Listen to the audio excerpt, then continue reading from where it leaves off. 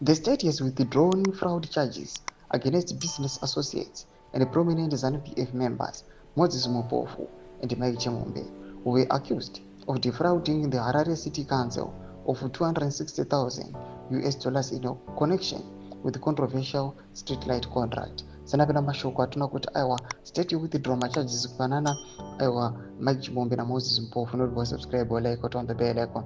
Timina mnamubda kwa mchinzi.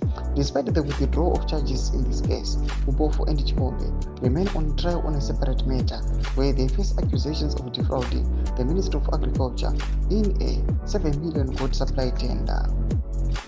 The trial, initially slated for Tuesday, was postponed to Wednesday due to ongoing consultations by the prosecution. During today's proceedings, Prosecutor Whisper Mabaudi informed the court of the state's decision to withdraw the charges.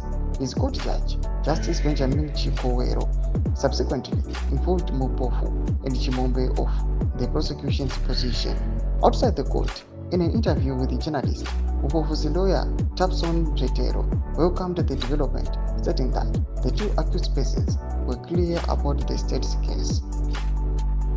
The prosecution had alleged that business partners criminally misrepresented facts by submitting a fraudulent list of previous works for consideration for the tender.